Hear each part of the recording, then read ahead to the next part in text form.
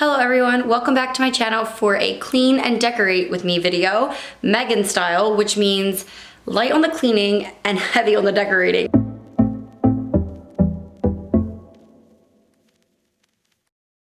Well, today's agenda is going to be actually cleaning up my living room here and getting it kind of like bare bones. And then tomorrow we're actually gonna go pick out a Christmas tree with our whole little family. My name is Megan Fox. I am a Mennonite mom living here in Lancaster County, Pennsylvania, and I have a 3-year-old and a 1-year-old. I have never decorated my house for Christmas yet. We've been here 1 year, but last year this whole room was like a construction zone at the time, so there was no Christmas decorating at all. So I'm so excited this year to have a little bit of Christmas spirit in our living room. Right here in front of me is our big picture window, and I wanna actually put the Christmas tree right there in the middle. So I need to move my pretty cognac chair out of here for now. It might come back in later, we'll see. And I'm gonna take out the lamp and this furniture here and just kind of start with a clean slate so that the tree can be center stage. Also, everything's just kind of like a big mess around here. We were doing a photo shoot, and so yeah, things are kind of out of place. So I want to put everything back where it belongs. The bookshelves and the mantle are still, they have like pumpkins and stuff. Some of it's down, some of it's not. It's just very bare. And so I want to go ahead and redo some of that stuff, see what I have in the basement. And yeah, I'm just excited for today's video, and I know there's gonna be a great before and after. I have never actually decorated a Christmas tree in my home, and this year I am so excited. I'm actually going to show you guys how I'm gonna do like a boho tree, DIY type of thing, and I'm not gonna buy any ornaments for it. You'll see in a little bit how it's gonna look.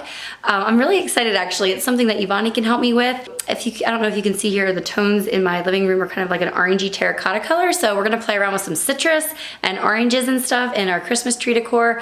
Yeah, I'm really excited, and I'm not gonna have to spend a lot of money, but it might be a little bit of work. We will see. So thank you guys for coming along. Also, this video is sponsored by Roborock, which is the vacuum I've been using for the last 2 years. And they're like, can we please sponsor a video? And I'm like, yeah, I already use you. This is perfect. Anyway, but I'll talk more about that in a little bit. So first of all, I'm gonna get this room all tidied up and ready to go, and then we're gonna jump to tomorrow and picking out our Christmas tree, decorating it, setting it up, and all that stuff. So thank you guys for being here, and let's go.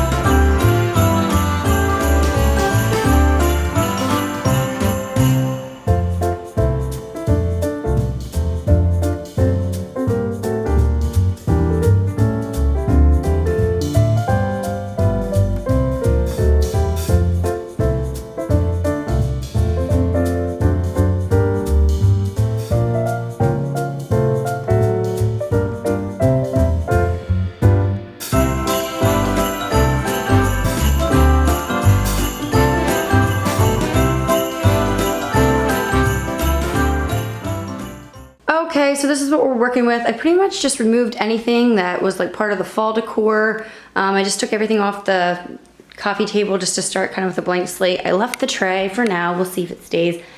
Yeah, just basically cleaned anything that was easy to clean since I'd moved stuff. And now the floor, as you can see, is dirty and stuff, so I'm just gonna hit the Roborock and we'll get it to clean. We'll get it to cleaning the floor. I love this thing. It goes on carpet or hardwood. Okay, so I actually have a lot of friends and stuff who ask me if I like having like a little robot vacuum cleaner. And honestly, I really love it. The one that I have had for the last 2 years is the Roborock. And now I have the Roborock S6 Pure, and I love it so much. It's not like some of my friends' automatic vacuum cleaners. It actually has like a mapping thing. It's so nice. You can actually have like floor 1, floor 2, floor 3, you know, however many floors you have. It has its own app that you just download. It maps things out for you. You can lay down like no-go zones if you have like messy stuff under your bed that you don't want them going under the bed, or you can like draw squares and drop where you want it to go.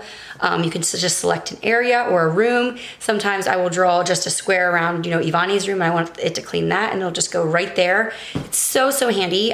Or you can just like shut doors and it will go on its own and it'll find its way around and then it just won't go into those rooms. If you have like, let's say you have like a Lego setup after Christmas time, you know, everything's sitting out, it's a mess, and you don't want it to go over in the corner where all the Legos are on the floor because you don't want to pick them up, but you also don't want to have it vacuum them up. You can just like draw a square and it won't go there. Yeah, it's super, super handy. It vacuums really well on hardwood or carpet. Now it's not like a deep clean, like our central vac is like sucks everything up. It's not quite like that, but it will clean up any debris that you have. It has a mopping feature as well and like a pad that you just put on it. You don't even have to turn the Roborock over to stick it on. It's just really, it does it all, guys. It really does. It feels like I have an actual robot. Feels like the future has come to my housekeeping. And at first I thought it was just like this extra thing. Like Roborock reached out to me 2 years ago and wanted to send me one. And now it's like, boy, I'm ruined. Like I'll always have to have one. It's just so nice. You hit the button and set it and forget it type of thing. So anyway, I just wanted to address some of those questions that you guys were asking about. And since Roborock is sponsoring today's video, they're giving me an awesome discount for you guys. They're giving you 40% off until December 20th. So make sure you take advantage of that while you can. Definitely do it, or if you know somebody who really wants one in their life. Sometimes I catch myself just sitting there like staring at it, going back and forth, and then I'll be like, oh wait, I'm not getting anything done. Just a personal problem, I guess. It has an adjustable suction power, it has an adjustable noise level, and it even can mop and vacuum at the same time. And then if you have it set on the mop section, you can just like draw no-go zones where you don't want it to, you know, you don't want it to be mopping over carpet, obviously.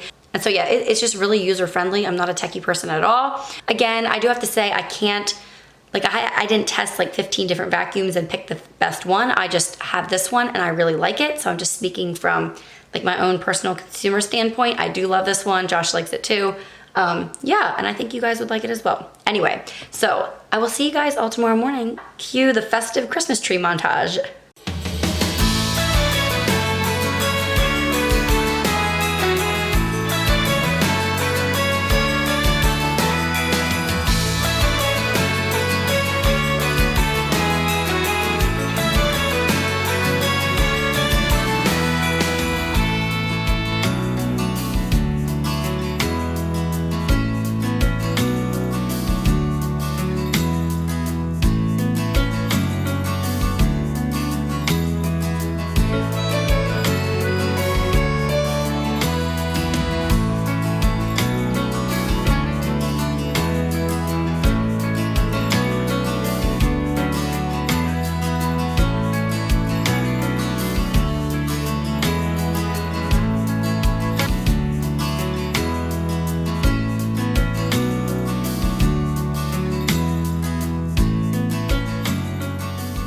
The tree. I picked this one because you might think it looks a little straggly at the top, but that's the whole point. Some of the ones over here look like they're just like fake bought Christmas trees, and I don't like that. I like a little personality. So it's like a little bit spacey and like wispy. Looks a little bit blue and some light. So this is the one I think we're gonna go with. Josh found it. And yeah, let's see your lumberjack skills, Josh. Fun fact, he's on YouTube. He was a YouTube star before me. They were at a lumberjack show in where? Tennessee? Pigeon Forge. And they got him to go up on stage and he won some competition, like climbing a tree. Like, how tall was it? Like 25 feet or something? I don't know. I don't really remember how tall it was. So let's see how he does.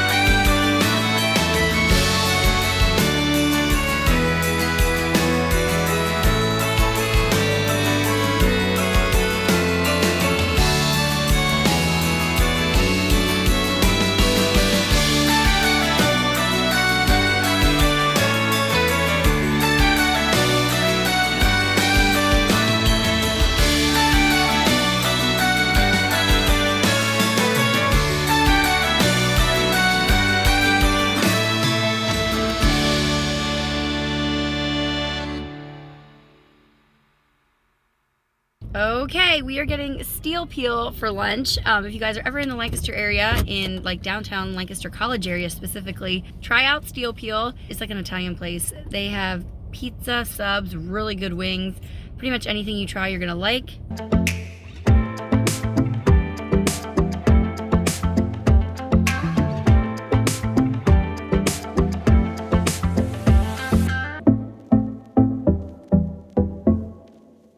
So there are so many different ways you can stand a tree. I just did not feel like getting a tree stand. And so I decided to try just like this little rigging up system with a basket that I had and a bowl of water. Josh just set the tree up for me and we did that for now. And it seems to work okay. You'll see here in a bit how it's not a completely foolproof plan, but I just get like a little dopamine rush out of using things that I have at home that I don't have to actually go buy anybody else. Yeah, it's just nice to know that you're shopping your home first, and yeah, you don't have to go out and spend money on things you don't really technically need when you can make do with what you got. Okay, so you're gonna see several DIYs here next that I used for the tree. This was my first time, like I said, getting a Christmas tree at this new house, and I wanted it to be like really just pretty and natural looking. I didn't really want it to feel gaudy or anything like that, so I just used natural things, starting here with oranges. And you can look up like so many different ways of doing oranges, guys, and it's gonna just confuse you. Everything says something different. So basically you just cut your oranges into rings. Also here I had some helpers, and then you just dab the excess moisture off on each side. So I put them in the oven at 200 degrees and it actually took 8 hours, so quite a long time. I will explain a little bit more about these oranges in a bit, just about like their hardness and that kind of thing.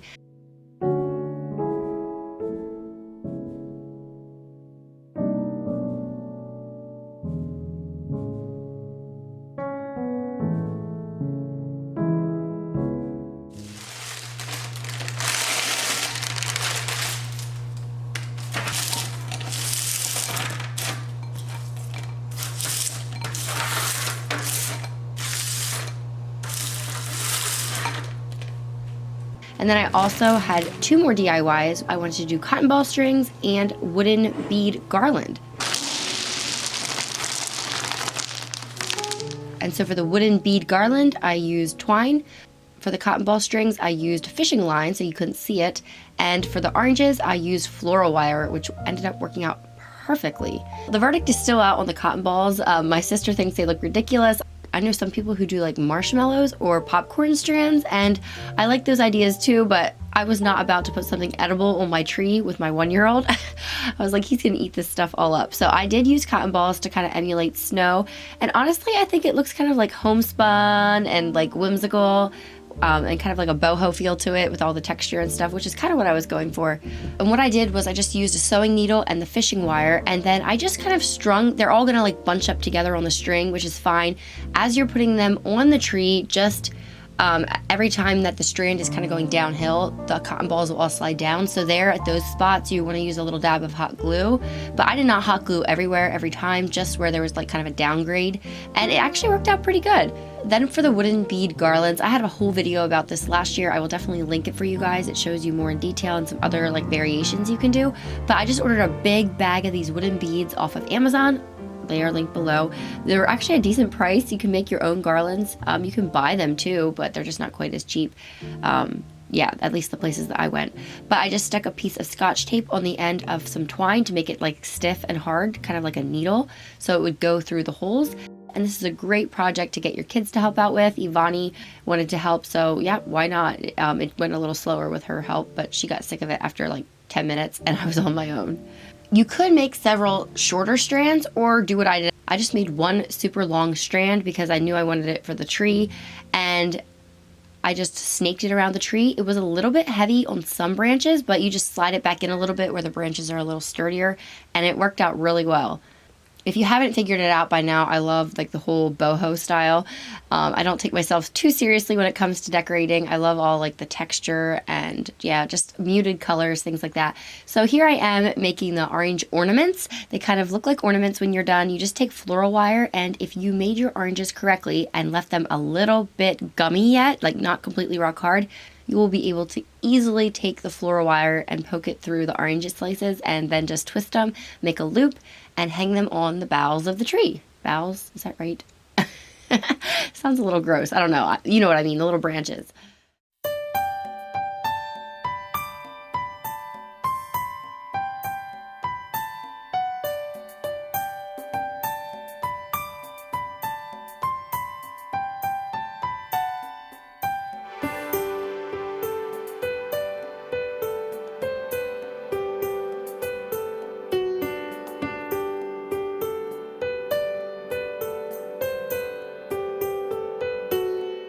And then I had one more DIY for this tree, and I almost didn't include it, but I decided it was so cute at the end. I just think I should have maybe made it smaller or else had a bigger tree.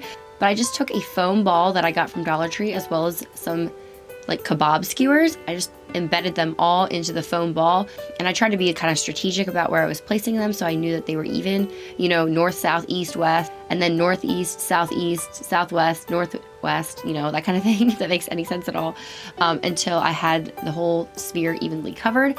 And then I just snapped off the ends of the skewers to make them a little bit shorter, and then I used the scissors to trim off any wooden splinters on the ends.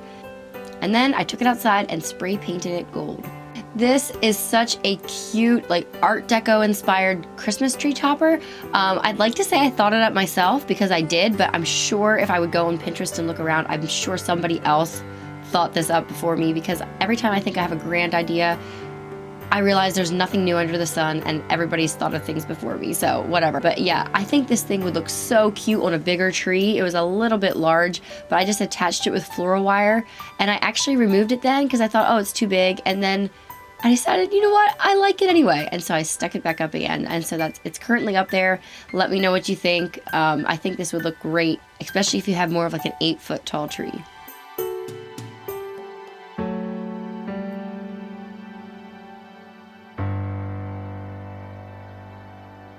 Okay, these are the lights that I got off of Amazon.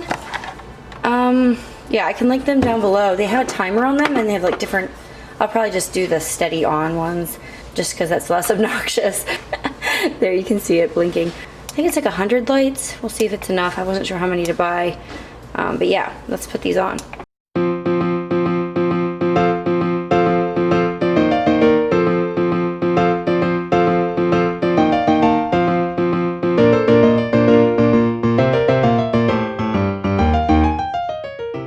If you are new to Christmas trees, like the real ones, just be aware that the first couple days you're going to have to water them every day. For a while they soak up so much water, but after a while they just stop taking any more water in at all, and you won't really have to water it.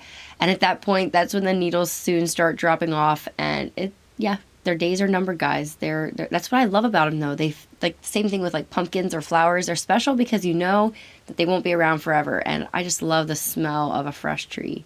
I quickly changed my mantle out, hardly at all. I basically just had taken down all the fall like foliage that I had tucked in there, and then I replaced it with another garland that I had gotten at Calico Creek. So really wasn't much change there. In case you are new to my channel, the frames are from IKEA, and the brass candlesticks are from Martin's Furniture and Mattress in Ephrata, Pennsylvania.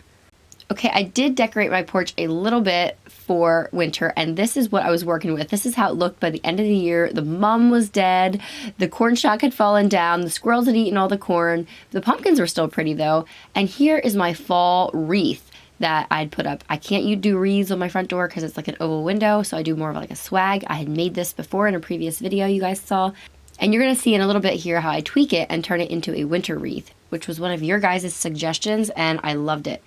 So go ahead and watch me take everything off the porch and see what I do with my wreath.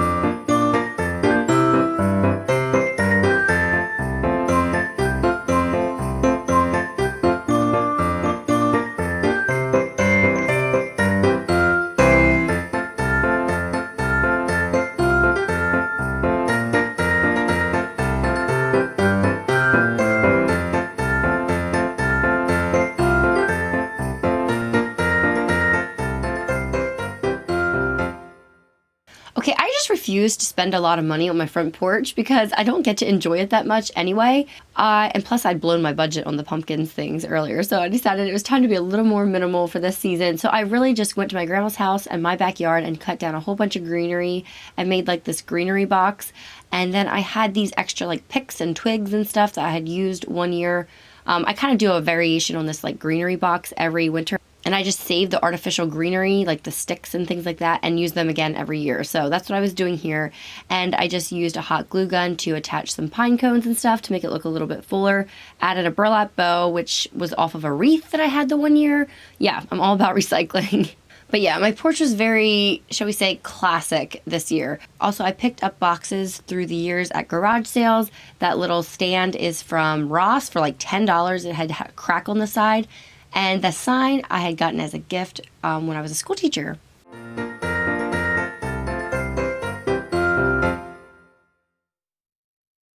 Okay, I wanted to set my manger scene up somewhere, even though I'm not in love with it anymore. I've had it for like at least 6 years, 7 years maybe, and it is not super breakable. So I thought I'm going to set it somewhere where the kids can play with it. If they happen to break it, that's okay. I'm still looking for another manger scene to replace it.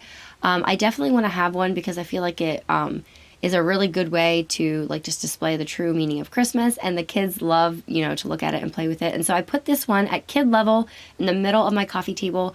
I wasn't like in love with the whole aesthetic and the looks of it, but I knew that once I set it there, they would be playing with it all the time, and they have been. They love it. And we talk about the Christmas story over again, and Evonnie tries to tell it to Fletcher and stuff. So I do not regret this decision at all.